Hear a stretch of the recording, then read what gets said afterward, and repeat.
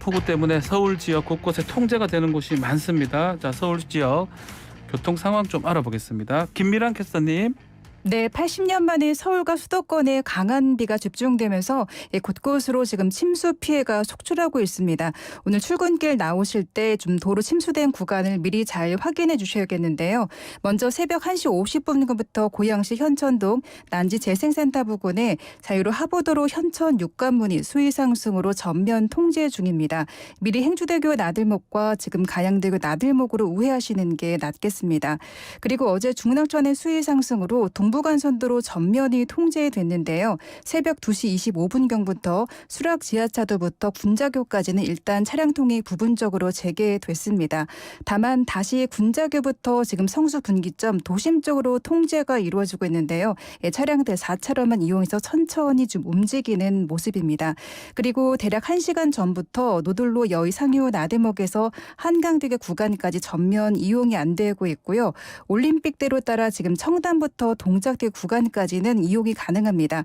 다만 동작대교에서 지금 가양도 일대까지 전면이 통제가 지금 이루어지고 있고 서부간선도로도 대략 1시간 전부터 광명교부터 철산대교 일대까지 모두 지금 통제가 되고 있습니다. 오늘 출근길 가급적 대중교통을 안전하게 좀 이용해 주시기 바랍니다. 출근길 교통정보였습니다. 네, 자 오늘 4부 정치권에서 일당백하고 있는 용자들과 함께 하는데요. 자 장성설 공론센터 소장님 또 김수민 평론가님 나오셨습니다. 안녕하십니까? 안녕하세요. 반갑습니다. 반가울 건 아닌 것 같아요. 금방 있다가 이제 같이 이제 계속 있는데 원래 양문석 언론학 박사님이 나오셔야 되는데 지금 교통 상황이 강남 쪽에 계신 분들이 오기가 좀 힘듭니다. 네. 장선 교수님은 일산 쪽에 일산입니다. 있다 보니 강북 쪽은 조금 괜찮죠. 네, 일산은 뭐 제2자유로 타고 왔고요. 네. 차가 좀 막히긴 했지만 큰 이상은 없었습니다. 네. 저는 사실 경기도에 거주를 하거든요. 네. 남부 쪽에. 네. 조금 걱정이 돼서 네. 어제 좀 가지 않았습니다. 네. 집으로 가지 않고 여기 근처에 있다가 와서 만약에 저도 만약에 집에 갔다가 이제 아침에 나오려고 그랬으면 조금 오기 어렵지 않을까 생각이 듭니다.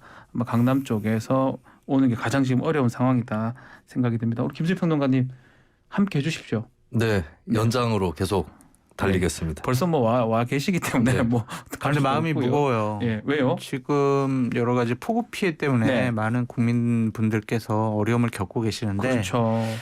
참 이런 정치권 얘기를 들려드리는 게 맞는 것이냐. 참 국민들 마음 더 힘들게 하는 거 아니냐. 그런 생각이 좀 듭니다. 그렇다고 뭐 계속 교통이나 비 피해 얘기할 수는 없고요. 네. 하여튼 좀 잘 좀 처리가 마음이 돼야 될 것 무겁습니다. 같고 문제는 오늘도 또 비가 또 많이 온다고 네. 하니까 네. 오늘 또 내일까지 좀 더 좀 신경을 쓰고 주의를 좀 해야 되지 않을까 생각이 듭니다. 네.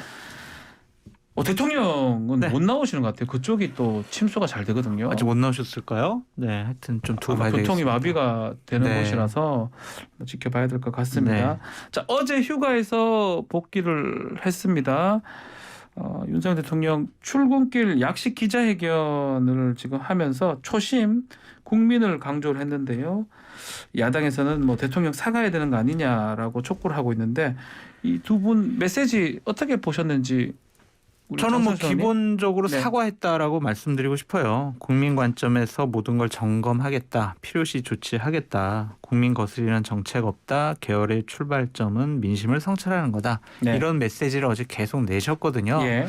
그것은 휴가 기간 동안 많은 분들로부터 여러 가지 얘기를 들었고 거기에서는 초심으로 돌아가라.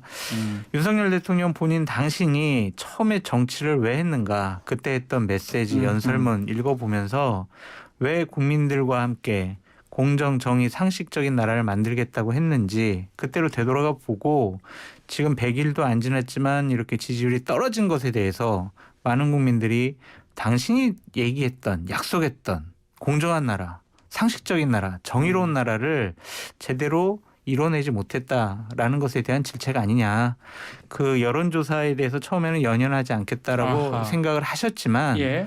어제부로 국민의 마음을 살피는데 모든 것을 집중할 것 같다. 그래서 저는 참 다행이었다라는 생각이 듭니다. 다행이고 긍정적 측면이 있다라고 장 소장님 보셨습니다. 김수민 평론가님 어떻게 보셨습니까? 네, 저는 뭐 해야 될 말들은 들어가 있는 건 맞으나 너무 지나치게 초보적이었다. 예.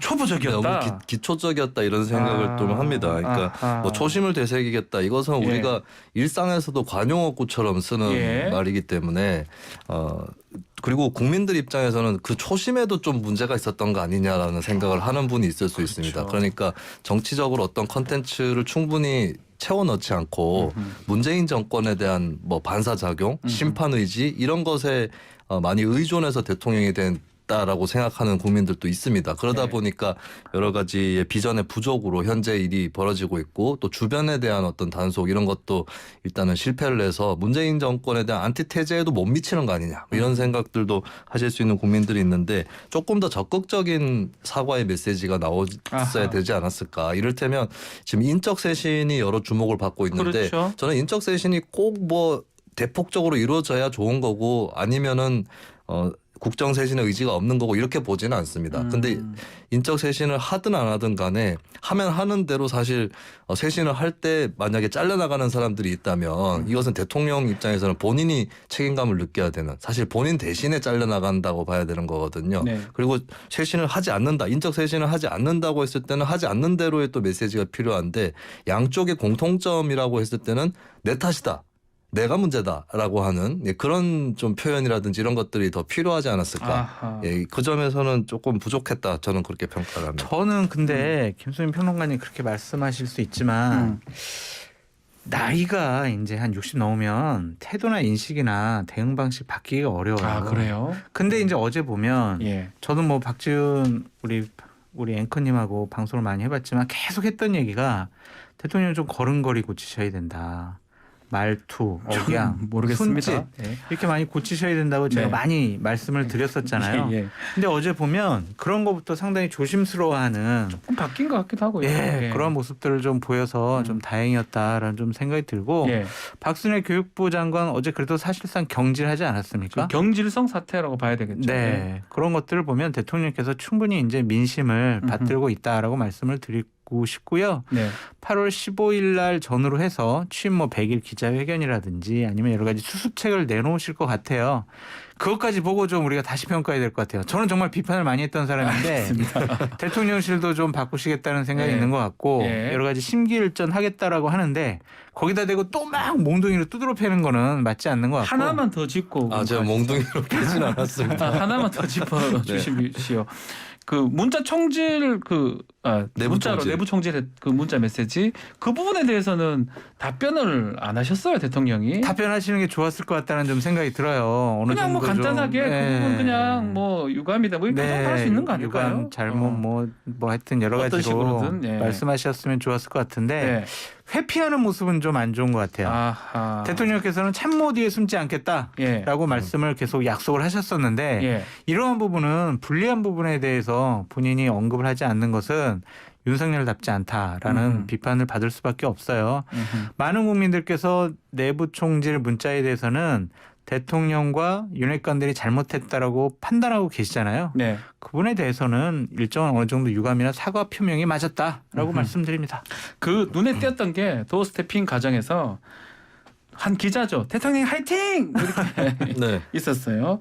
그게 또 기자로서는 좀 적절치 않다라는 얘기도 있고 뭐 괜찮다는 얘기도 있고 그 안 부분은 되죠. 어떻게 보십니까? 김수민 네, 평론가는. 기자로서는 당연히 적절한 행동이 아니었다고 파이팅. 보여집니다. 예. 속으로 그렇게 생각하는 거는 그분의 자유고 그렇죠. 뭐 취재 활동 외에 어디 가가지고 대통령을 내가 가까이서 봤는데 굉장히 열심히 일을 하더라. 좀 억울하게 욕먹더라. 이런 옹호도 할 수 있다고 봐요. 하지만 여기는 분명히 공적인 자리인 것이고 이렇게 되면은 사실 윤 대통령이 어제 언론 쪽에도 좀 유화적인 모습을 많이 보였거든요. 많이 도와달라, 많이 가르쳐달라 이런 식의 태도를 보였는데 여기다 이제 화이팅 이렇게 해버리면 마치 언론 중에 일부가 응원을 하는 듯한 느낌 이런 것들이 만들어지고 아마 현장에 있던 다른 기자분들이 더 혀를 찼을 거예요. 아하. 예, 그래서 이런 행동은 이제 속마음은 그렇다 할지라도 기자로서는 당연히 자제를 해야 해서는 안될 되겠죠. 것이다.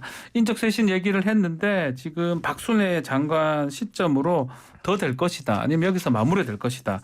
그 부분 우리 장 소장님 어떻게 보십니까? 내각은 이제 안 할 것 같아요. 아, 내각은 끝났다. 그런데 이제 대통령실은 할 것 같습니다. 그러니까 지금 대통령실의 분위기를 좀 살펴보면 근데 장 소장님이 항상 그 좀 예측을 하면 거의 맞더라고요. 거의 맞죠. 이제. 최근에 얘기를 하면. 다음 주 정도까지는 비서실장 예. 그리고 대변인 강하게 얘기하시네요. 아니 정무수석도 얘기하시려고요? 정무수석은 적임자가 없는 것 같다. 뭐 그런 얘기도 나오고. 어떻게 있고요. 잘하십니까 그렇게? 아니 뭐 여러 여권 가지로 인사. 다양하게 좀 예, 취재를 해보면요. 네. 그렇게 좀 바꾸실 것 같고 홍보수석도 좀 아하. 부적절하다라고 생각을 하셔서 적임자를 지금 찾고 있다. 아하. 주위에 추천 좀 해달라 이런 얘기를 많이 듣고 있습니다. 그래서 어느 정도 대통령실의 인적 쇄신도 대통령께서 필요하다라고 생각하고 계시기 때문에 일단 다음 주에 나올 인적 쇄신에 대해서 좀 보고 우리가 다시 평가해야 된다. 라고 말씀드립니다. 네, 일단은 뭐 내각은 이 정도지만 대통령실 인적 쇄신은 조금 더 있을 수 있다라고. 한 가지 말씀드리고 싶은 게 있어요. 비서실장 같은 경우에는 좀 헤비급에 좀 노련하고 경륜 있고 정치를 아는 정무적인 감각이 있는 분이 가셨으면 좋겠다는 생각이 들어요. 그래서 한 분이 뭐 떠오르긴 한데 저는 사적에서 얘기를 하긴 했었는데 네, 그분이 또 입을 괜히 제가 했다가 네. 그분 싫어하실까 봐. 그분이 가시면 좀 괜찮을 것 같은데. 그분이 누구죠? 김 씨인가요? 박 씨입니다. 아, 박 씨인가요? 근데 지금 현재 대통령 비서실장 같은 경우에는 경제 관료 출신이잖아요. 그러니까 대통령실의 장악도 좀 어렵고 여러 가지 정무적인 정책적인 판단도 좀 어렵지 않나라는 좀 생각도 들고 정책실장 역할을 할 수 있는 분을 새로 들이든지 아니면은 대통령실 안에 그런 역할을 할 수 있는 분이 있었으면 좋겠어요. 정책 혼선도 상당히 좀 문제로 보여집니다. 알겠습니다. 다음. 저는 대통령실의 중책을 맡고 있는 인사들보다 더 국민들이 주목할 것은 최근에 정실 인사 논란이 나왔던 그 논란의 주인공들이 아닐까 싶어요. 아하. 예, 그분들에 대해서도 좀 거취를 지켜봐야 될 것 안 같습니다. 바꾼대요. 그렇다면은 저는 당분간은 좀 국민적 평가가 호전되기는 힘들지 않을까 이렇게 봅니다. 당분간은 바뀌기가 어려울 것이다. 네. 자, 다음 주제가 민주당 얘기인데요. 민주당이 지금 뭐 국정감사라든지 국정조사 얘기를 지금 계속 하고 있습니다. 특히 김건희 여사 관저 의혹 관련해서 또 얘기를 좀 하고 있는데 발목 잡기 아니냐라고 하는 얘기도 있고요. 민주당의 야성 회복이라는 얘기도 있습니다. 자, 두 분 어떻게 지금 보시는지요? 당연히 문제 제기해야죠. 네. 관저가 대통령 부부의 어떤 사적 공간이라는 부분도 있지만 국민의 세금을 통해서 공사가 진행되는 부분 아니겠습니까? 네. 근데 이런 것들이 수의계약은 할 수가 있어요. 보안 사항이기 때문에. 하지만 김건희 여사와 관련된 업체다라는 지적이 나오는 것은 왜 이렇게 이런 일들을 대통령실에서 컨트롤을 못하는지 상당히 이해하기 어렵습니다. 네. 야권 일각이나 여권 일각에서 윤석열 대통령의 가장 큰 아킬레스건은 김건희 여사다라는 얘기가 나오고 있잖아요. 이런 구설수가 한꺼번에 몇 가지가 겹쳐서 지금 나오고 있는 것은 대통령에게 큰 부담일 수밖에 없다라는 좀 생각이 들고 대통령실에서 뭐 요구는 하지 않았겠지만 국민대에서 김건희 여사의 논문과 관련해서 별 문제 없어요라고 얘기한 것죠.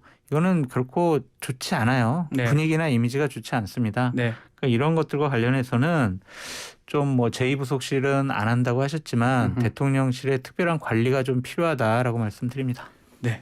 네, 민주당이 뭐 야당으로서 국정조사하고 이런 것은 충분히 할 수 있는 일이다라고 하는 거고 현재 다수 의석이기 때문에 국정조사 추진이나 이런 것들도 뭐 남 핑계 대지 않고 할 수 있는 여건이기도 하다. 이거는 뭐 기본으로 말씀드릴 수 있을 것 같고요. 근데 국정조사도 중요하지만 네. 현재 중요한 것은 특히 대통령실의 그 가족이라든지 이쪽 문제에서 궁극적으로 특별감찰관 임명을 해야 됩니다. 그렇죠. 특별감찰관을 대통령이 혼자 임명하는 게 아니라 국회에서 3명의 후보자를 추천하도록 돼 있거든요. 그럼 국회가 역할을 해줘야 되는 거고 사실 민주당이 이 부분에서 원죄가 있어요. 네. 문재인 정권 5년 했죠. 내내 특별감찰관 임명이 없었기 안 때문에 했어요. 그럼 여기에 대해서 일단 사과를 하고 시작을 해야 됩니다. 정말 죄송하다. 5년 동안. 근데 이제부터는 좀 임명을 하자. 그리고 윤 대통령도 공약으로 임명하겠다고 했기 때문에 그렇죠. 국회에서 빨리 협조하겠다. 이렇게 좀 치고 나가는 행보가 어떨까 그렇게 보여집니다. 알겠습니다. 자, 양문석 박사님이 빗속을 뚫고 오셨나요? 오셨는데요. 아하, 예. 제가 준비를 좀 하고 다시 이어가겠습니다. 잠시만 좀 기다려 주십시오. 네, 양문석 언론학 박사님 함께합니다. 안녕하십니까?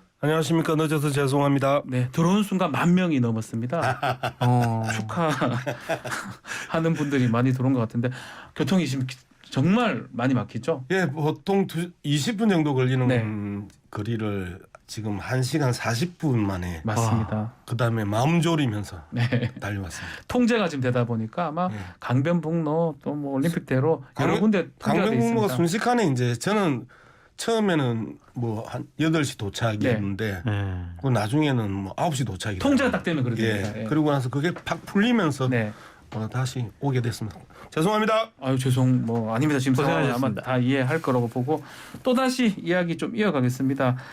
자 김건희 여사 지금 사적 채용 얘기가 계속 나오고 있거든요. 논문도 뭐 논문이지만 이 사적 채용 문제도 지금 되고 있고 또 이부속실 얘기도 나오고 있는데 그 부분은 다들 어떻게 보시면 공적 관리를 해야 된다 안 한다 그 부분 한번 얘기 뭐 양 박사님부터 먼저 한번 얘기 좀 들어볼까요? 아니 그런데 뭐 그 논문 문제가 부속실하고 무슨 상관이 있고 주가 조작 문제가 그건 부속실하고 상관은 무슨 없죠. 상관이 있고 예.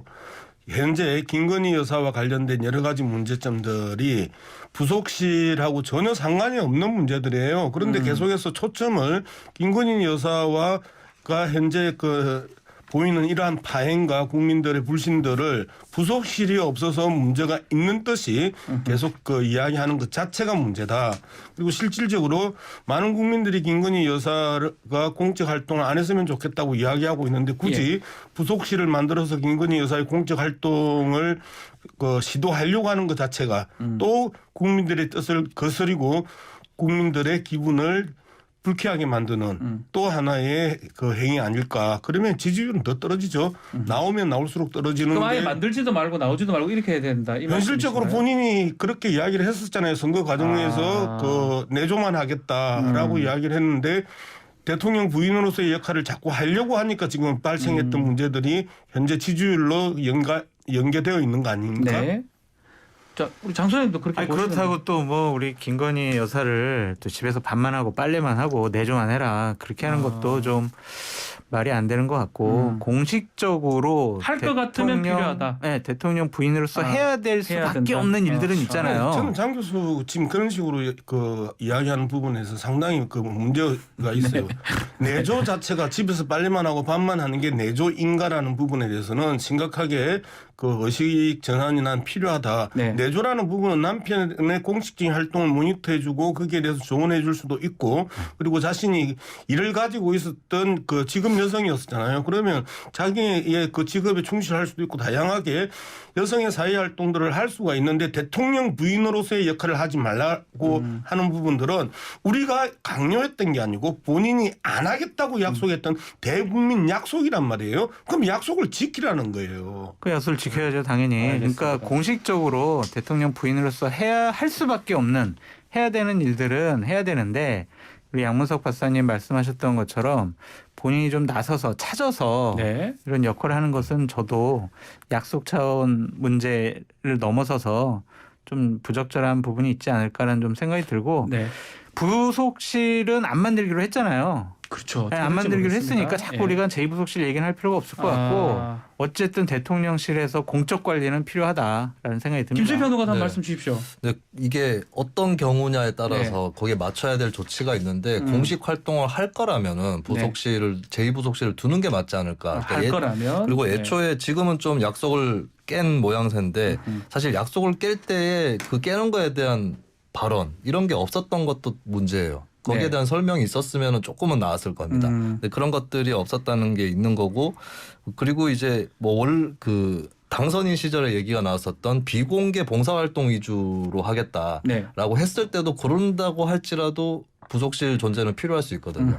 그런 의미에서는 좀 부속실은 이왕의 활동을 아예 안 하기로 한 게 아니라면 낮추는 게 낫지 않을까 싶고 아까도 말씀드렸지만 부속실보다 더 중요한 건 특별감찰관입니다. 특별감찰관이고 윤석열 대통령이나 여당이 결단을 내려서 국회에서 추천하는 후보자 3명에서 우리 손을 떼겠다. 이런 태도도 필요해요. 저는 민주당 정부 때도 그게 똑같은 더 얘기를 필요하다. 했었어요. 예. 민주당한테도 그때 당시 문재인 정부에서 특별감찰관 후보자에 대해서 손을 떼는 건 어떤가.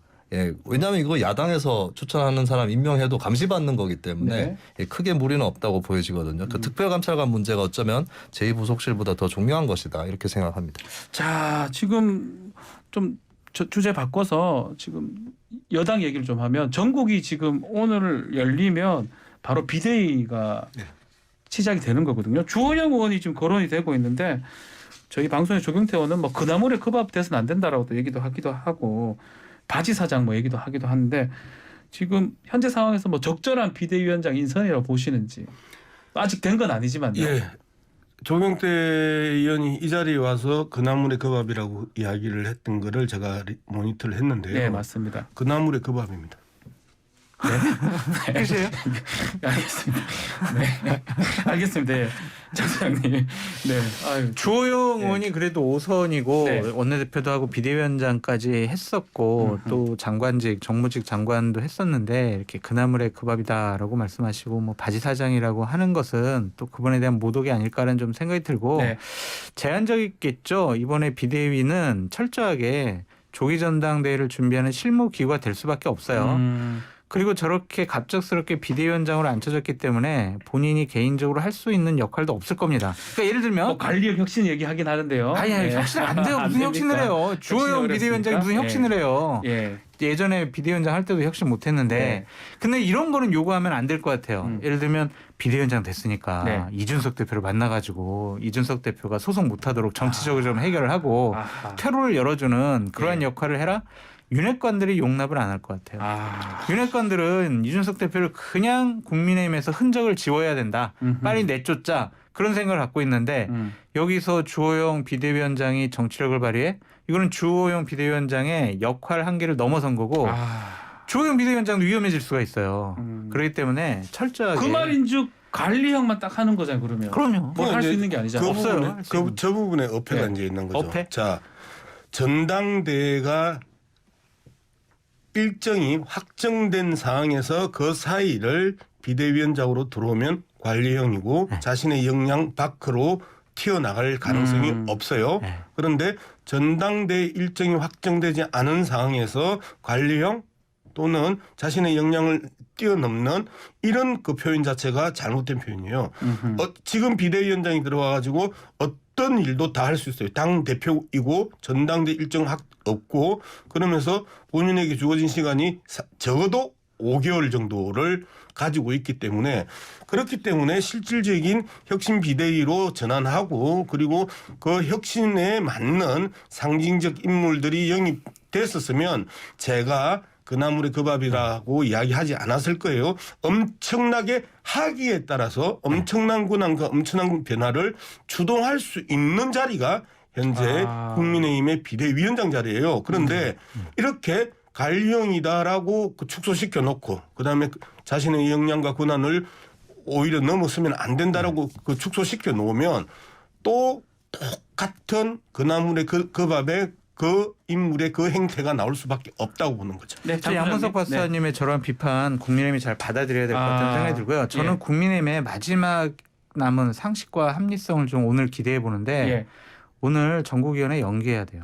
아, 연기 가능할까요, 근데? 아니, 그게 합리적이죠. 왜냐하면 아. 지금 대한민국이 예. 이 수해 때문에 상당히 지금 뭐 몇 분들이 사망하시고 실종되시고 비상 상황이잖아요. 지금. 네.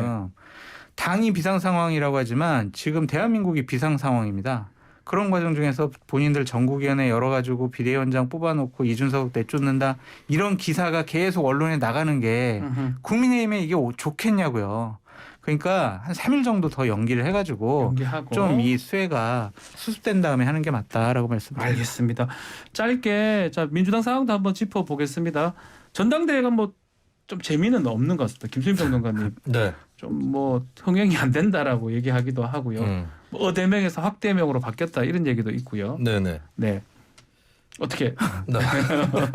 재미가 없다고 결론을 내려주셔가지고. 예, 재미가 없다는 얘기인데 이제 뭐 중간에 있을 네네. 수사 만약에 중간에 뭐가 발표가 된다면 그게 조금 변수가 될 것 같기도 하고요. 아무래도 그 라이벌이 없다라고 하는 것은 네. 이재명 대 이재명의 대결이다라고 네. 볼 수 있겠고 하나의 이재명은 대선에 나가서 대표로 뛰었던 사람 이재명이 있다면 다른 이재명은 사법 리스크가 있는 이재명 그렇죠. 이렇게 있는 것이죠. 아무래도 네. 수사 결과나 이런 것들 근데 그 중요한 거는 그것에도 불구하고 대표가 되는 데는 큰 지장이 없을 거거든요. 그렇다면 민주당 전체의 표정과 대응은 어떨 것이냐. 예, 이 사법 리스크를 대하는 태도, 민주당의 태도, 집단적인 태도가 앞으로 관건이다 이렇게 봅니다. 네, 자 양문석 박사님.